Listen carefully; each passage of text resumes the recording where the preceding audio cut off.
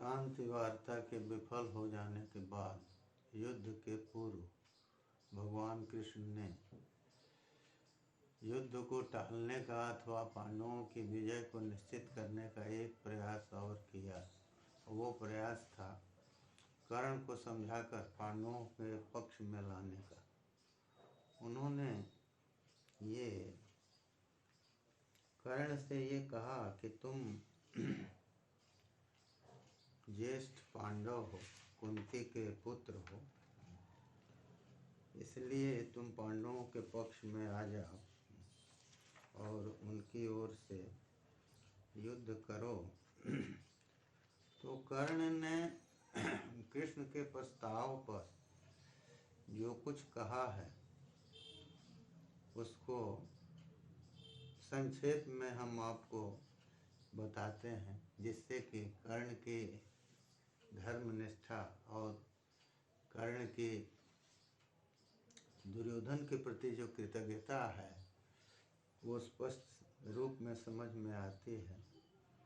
उन्होंने भगवान कृष्ण से ये कहा कि देखिए, दुनिया हमको आज तक यही जानती है कि हम अधिरथ के पुत्र हैं, तो और मैं भी उनको पिता के रूप में जानता हूँ। तो हम उनके जो उपकार हैं, दुर्योधन के जो उपकार हैं, उनको हम भूल नहीं सकते, क्योंकि 13 साल तक हमने अकंटक राज्य का भोग किया और बहुत से यज्ञ हमने सूतों के साथ किया। हमारा वैवाहिक संबंध आदि भी उनमें है। और यह मुख्य बात यही है कि दुर्योधन हमारे ऊपर विश्वास करके ही, हमको प्राप्त करके ही वो पांडवों के साथ युद्ध करने का निश्चय कर चुका है। इसलिए आप हमको हमारे परम वैरी अर्जुन के साथ युद्ध करने का अवसर दीजिए। मैं मृत्यु के भय से अथवा बंधन के भय से अथवा लोभ से, किसी भी तरह से वह उस झूठ का आश्रय नहीं लेना चाहता जो पांडवों के पक्ष में जाने में होगा, क्योंकि दुर्योधन का विश्वास टूट जाएगा। ये ठीक है कि आपने हमको हमारे हित के लिए ये कहा, लेकिन मैं आपसे ये कहना चाहता हूँ कि ऐसा करने से हमारी अकीर्ति होगी, हमारा अपजस होगा, और केवल हमारा ही अपजस नहीं होगा, अर्जुन का भी अपजस होगा। इसलिए आप हमसे हितपूर्वक कह रहे हैं कि हम उनके साथ आ जाने पर राजा होंगे, ये तो सही है, और आपके कहने से सब कुछ उसी तरह पांडव करेंगे जैसा आप कहेंगे। लेकिन हम ये कहेंगे कि आप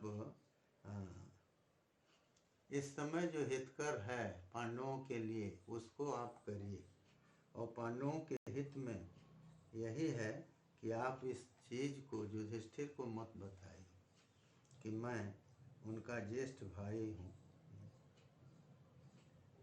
क्योंकि यदि युधिष्ठिर जान जाते हैं कि मैं उनसे बड़ा हूँ, कुंती का प्रथम पुत्र हूँ, तो वो राज्य नहीं लेंगे और उस महत राज्य को प्राप्त करके हम दुर्योधन को दे देंगे, और इस तरह से दुर्योधन राजा बनेगा हमेशा के लिए।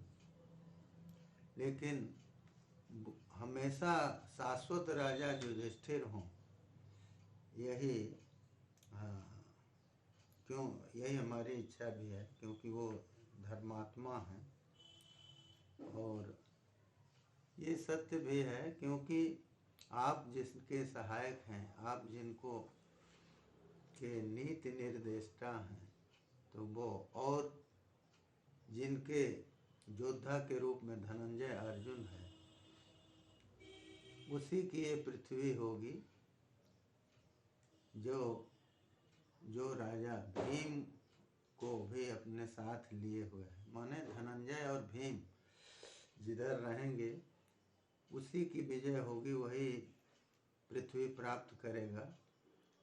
तो इसलिए आप इसको छिपाइए। उन्होंने कहा है कि यही है, यदि आप मंत्रस्य नियमम कुर्यास्त्वमत्र मधुसूदन एतदत्र हितम मन्ये सर्वम जादव नंदन। कहते हैं, कर्ण कहते हैं कि यदि आप इस मंत्र को, यदि इस गुप्त बात को आप छिपा लेते हैं तो यही पांडवों के हित में है। क्योंकि और वैसे तो दुर्योधन राजा हो जाएगा और यह पृथ्वी के भी हित में है, भूमि के भी हित में है कि वो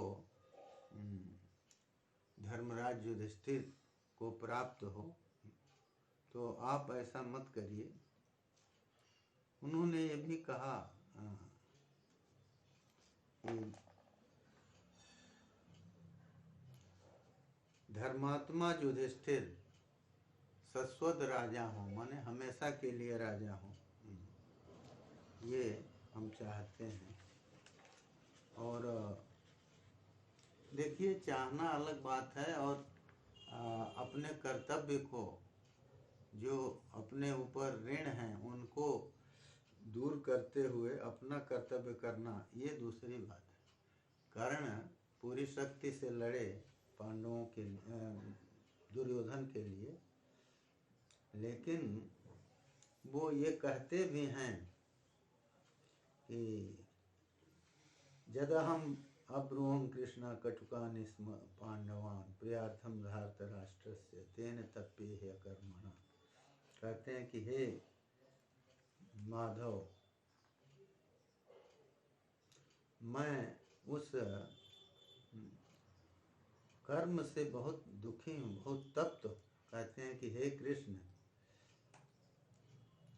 जब हमने दुर्योधन को प्रसन्न करने के लिए कटुवाक्य पांडवों को कहा, तो उस कटुवाक्य को याद करके हमें ताप हो रहा है, ये कहते हैं। और यह भी कहते हैं कि जब आप हमको सब्यसाची अर्जुन के द्वारा मारा गया देखेंगे तो उस समय इस यज्ञ का, युद्ध यज्ञ का आधा भाग पूरा हो जाएगा। ये भी देखिए, युद्ध अभी शुरू नहीं हुआ है, लेकिन धार्मिक व्यक्ति के मन में तो कुछ चीजें पहले से आती हैं। तो वो कह रहे हैं कर्ण कि जब हमारी मृत्यु होगी तो ये आधा पूरा हो जाएगा काम। एक युद्ध यज्ञ का पूरा विस्तृत वर्णन है वहाँ। आगे वो ये भी कहते हैं कि जब दुशासन का रुधिर पांडव भीम पान करेंगे, माने दुशासन के खून को भीम पिएंगे और खूब प्रसन्नता में नृत्य करेंगे, तो उस समय इस यज्ञ का एक सुखद अंत सा प्रतीत होगा। ये भी कहते हैं कि जब दुर्योधन को भीम मार देंगे तब ये युद्ध यज्ञ समाप्त होगा। ये जो धृतराष्ट्र के पुत्र दुर्योधन का युद्ध यज्ञ है, तो कहते हैं कर्ण कि हे माधव, उस समय ये समाप्त होगा। और उस समय की स्थिति ये होगी कि पुत्र वधुएं और प्रपौत्र वधुएं धृतराष्ट्र के सब संगत होके, इकट्ठा होके एक जगह आ करके और राजा के मारे जाने पर और अपने पुत्रों के मारे जाने पर तथा अपने स्वामियों के मारे जाने पर वो रुदन करेंगे, माने राजा मारा जाएगा, दुर्योधन मारा जाएगा, ये मतलब है। तो हतेश्वरा हो जाएंगी और नष्ट पुत्रा, और फिर उनके पुत्र मारे जाएंगे, क्योंकि आप जानते हैं कोई भी धृतराष्ट्र की ओर तो कोई भी नहीं बचा, और पांडवों की ओर भी कोई पांचों पांडव को छोड़ के और कौन, गर्भ में परीक्षित थे, वही बचे थे। तो यही दे रहे हैं कि वो लोग जो है गांधारी के साथ सब रुदन करेंगे। और तो ये रुदन, उनके जो आंखों से आंसू निकलेंगे, वही मानो यज्ञ का अवभृत स्नान होगा। अवभृत स्नान होता है यज्ञ के अंत में, तो वही कह रहे हैं कि वो अवभृत स्नान होगा, मानो इतना आंसू बहेगा, मानो सब लोग उसमें स्नान करेंगे। तो वो कहते हैं कि आप ये कुरुक्षेत्र में ये युद्ध होगा, और संपूर्ण के संपूर्ण राजा उस युद्ध में मारे जाने पर स्वर्ग को प्राप्त करेंगे। तो आप ये प्रयास करिए कि सबको स्वर्ग प्राप्त हो, और जब तक नदियां और पहाड़ रहेंगे तब तक यह कीर्ति का शब्द शाश्वत हमेशा रहेगा। इसलिए ये आवश्यक है कि आप प्रयास करके और अर्जुन को मेरे सामने ले आइए युद्ध के लिए। लेकिन ये जरूर है कि ये जो रहस्य की बात आपने हमें बताया है कि हम गांधारी कुंती के प्रथम पुत्र हैं, तो इसको आप छिपाए रखिएगा। तो उन्होंने, भगवान कृष्ण ने कर्ण से ये कहा है कि देखो, तुम ये राज्य लक्ष्मी जो हम राज्य तुमको दे रहे हैं, इसको तुम स्वीकार नहीं कर रहे हो, तो इससे तुमको स्वर्ग का राज्य तो मिलेगा, लेकिन पांडवों, क्योंकि पांडवों का जय, पांडवों की विजय निश्चित है, इसमें किसी भी प्रकार से कोई संशय नहीं है। और ये जो विश्वकर्मा ने यह दिव्य रथ आदि का निर्माण किया है, तो वो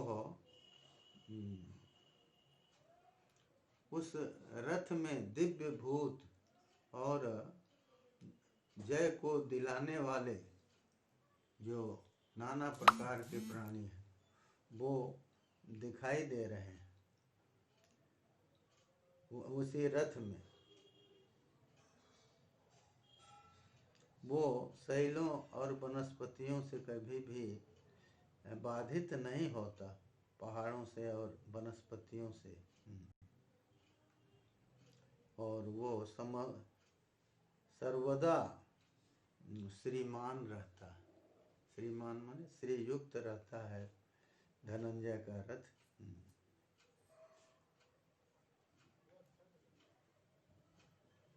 उन्होंने ये भी कहा कि तुम कृष्ण सारथी अर्जुन को देखोगे। कृष्ण सारथी माने कृष्ण जिसके सारथी हैं, ऐसे श्वेत अश्वों वाले अर्जुन को संग्राम में देखोगे, और वो नाना प्रकार के अस्त्रों का प्रयोग करते हुए तुमको दिखाई देंगे। और ये कहा कि देखो, जिस समय अर्जुन अपने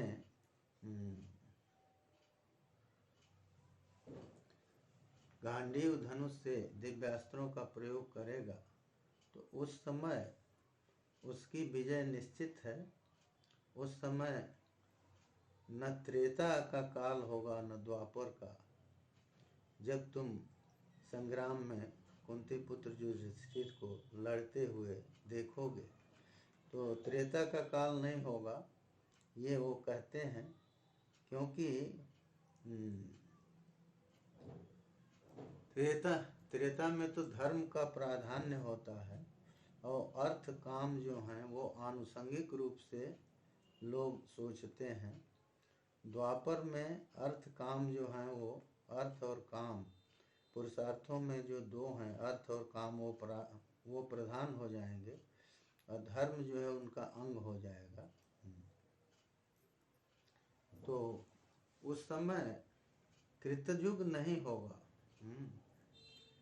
भगवान ने कहा कि उस समय न तदा भविता त्रेता न कृतम द्वापरम न च, कहे कि वो उस जब अर्जुन दिव्यास्त्रों का प्रयोग करता रहेगा और जब उसके वज्र तुल्य शब्द तुम सुनोगे तो उस समय त्रेता कृत और द्वापर, कृत माने सतयुग, त्रेता और द्वापर ये तीनों नहीं होंगे, ये कह रहे हैं। तो कृतयुग नहीं होगा तो इसका मतलब ये है कि मोक्ष से भ्रंश होगा, ये दे रहे हैं कि माने उस समय मोक्ष से भ्रंश होगा। अरे युद्ध भूमि में मारे जाने पर स्वर्ग मिलता है, क्षत्रिय धर्म है ये ठीक है, लेकिन मोक्ष की प्राप्ति वो कहते हैं कि प्राधान्य न नहीं होगी।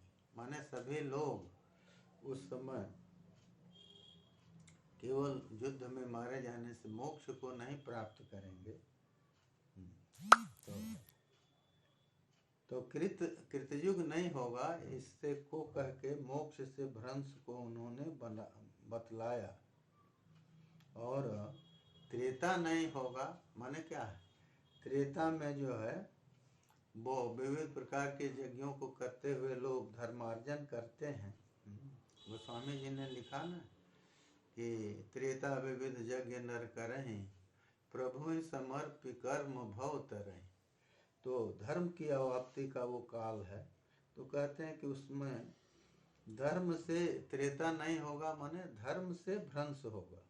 दुर्योधन आदि जो हैं वो उनका धर्म से भ्रंश तो होगा ही, वो अपने धर्म से च्युत हो जाएंगे।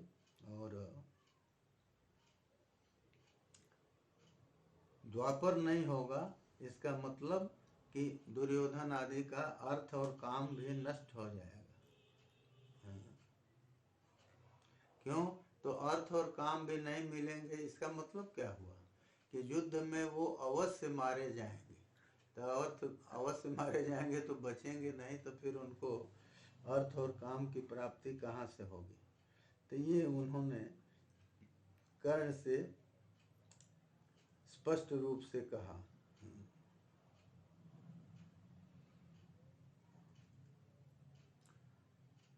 कहे कि वो अर्जुन जो प्रचंड सूर्य की तरह सेना को तप्त कर रहा होगा, उस समय ये त्रेता कृत और द्वापर तीनों नहीं होंगे। जब तुम भीमसेन के द्वारा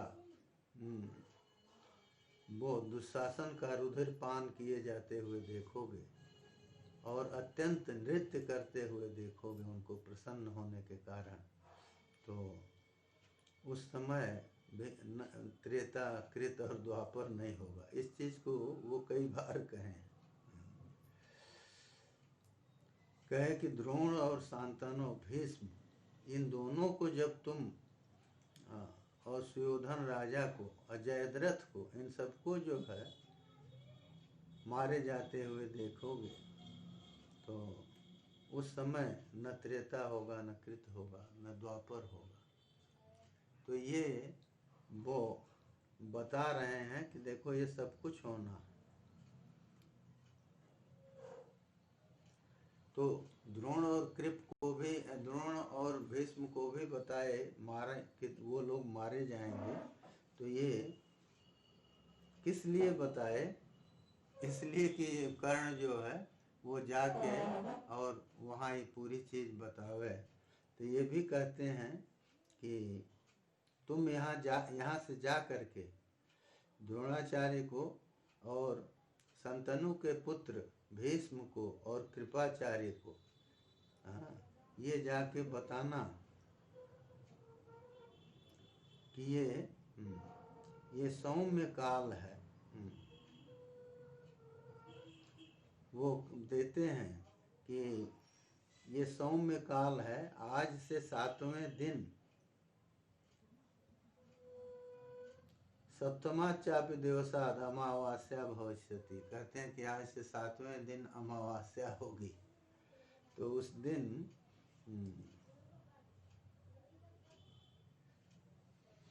उस समय संग्राम जो है वो शुरू होगा। तो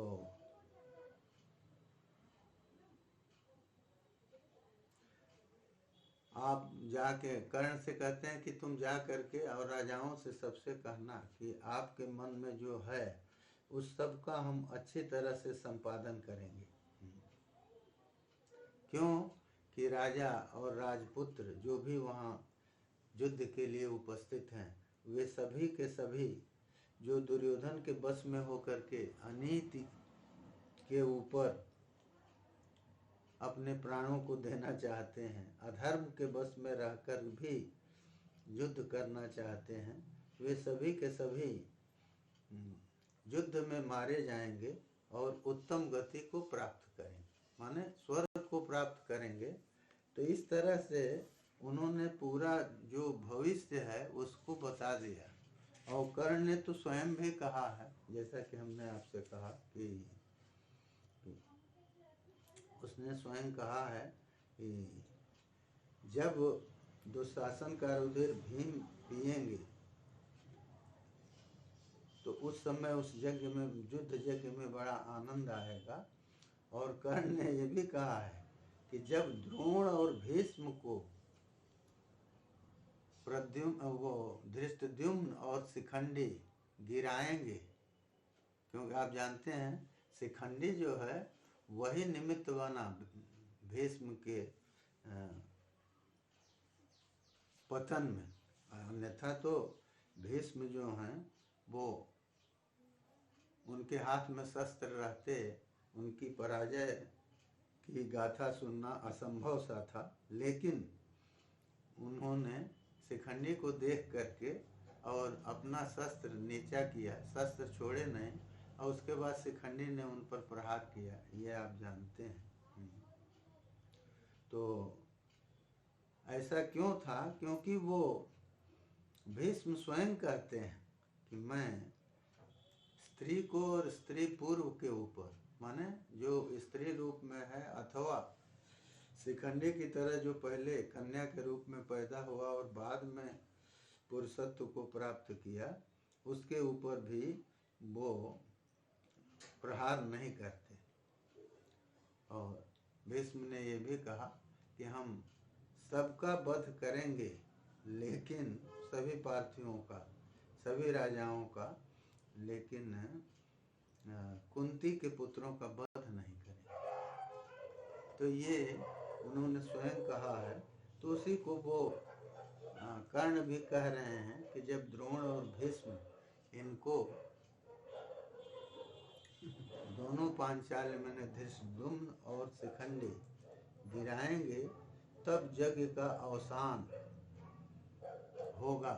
वो भगवान को जनार्दन शब्द से संबोधित करते हैं कि हे जनार्दन, हे लोगों को पीड़ित करने वाले माने कर्मानुसार उनको कष्ट प्रदान करने वाले, जब ऐसा होगा तो देखिए द्रोण भीष्म की मृत्यु को भी उन्होंने कहा। और उन्होंने कहा कि हम जो हैं, हम तो लड़ेंगे अपने कर्तव्य का पालन करते हुए, लेकिन इस युद्ध में सभी क्षत्रिय जो हैं वो लड़ते हुए स्वर्ग को प्राप्त करेंगे। तो उनकी गाथा बहुत दिनों तक गाई जाएगी। उन्होंने तो ये कहा है कि जब तक पर्वत रहेंगे और जब तक नदियाँ रहेंगी, तब तक इस युद्ध में उनके पराक्रम की जो कीर्ति फैलेगी वो समय वर्तमान रहेंगे और सब लोग महाभारत युद्ध का वर्णन करेंगे। ब्राह्मण लोग उसकी कथा कहेंगे, जहाँ बहुत लोग इकट्ठे होंगे तीर्थ आदि में, वहाँ ये कथा होती रहेगी। इसलिए आप हमको अर्जुन के साथ लड़ने का अवसर दीजिए, क्योंकि मैं इस कलंक को नहीं लेना चाहता। दुर्योधन का जितना उपकार है, उस उपकार को मैं भूल नहीं सकता। और उन्होंने यह भी तो कहा है कि सार्जुना वाहते कर्णे सकर्णा वाहते अर्जुने, माता त्वं पंचपुत्राणाम देवी नूनम भविष्यसि। कर्ण ने ये कुंती से कहा है कि तुम